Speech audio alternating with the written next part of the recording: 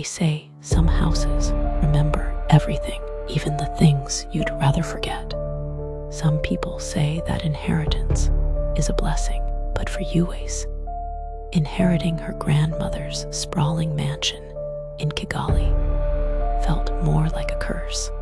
To claim the inheritance, the will demanded one cruel condition.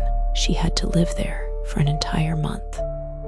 Alone, Uwase had never even met her grandmother. Her parents barely spoke about her, except in hushed tones, laced with something like fear. Neighbors whispered that the old woman had been part of a shadowy cult, one that gathered under moonless skies in one of the mansion's hidden rooms.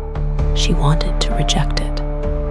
Her parents were in agreement too, but they were broke and had bills to pay. She decided she'd inherit it, sell the house, and use the money to pay off their loans.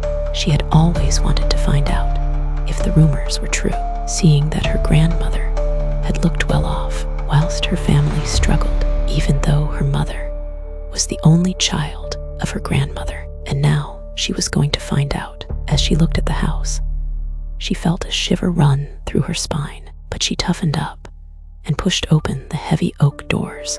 On her first night, the house felt hungry, air thick with dust and secrets, and something sour she couldn't quite name.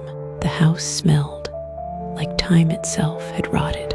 At first, it was just the usual unsettling things. Doors, she was sure she had closed, standing ajar in the morning. Soft footsteps in the corridor when she knew she was alone.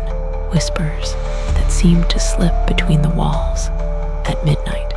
But then, stranger things began to happen.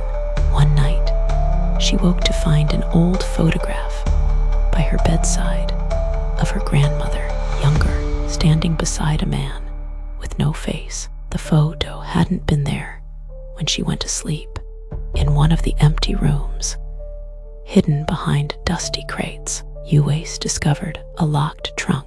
It reeked of old herbs and something darker. Inside were yellowed journals filled with ramblings about binding spirits, blood offerings, and a promise to keep the family safe at any cost.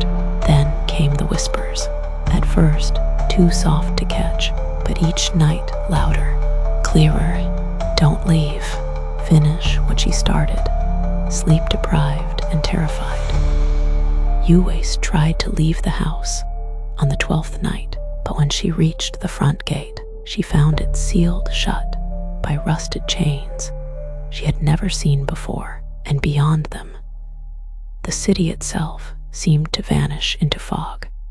Now, as the days crawl by, Uwase isn't sure what's worse, listening to the whispers in the dark, or feeling the shadows that move when she turns away.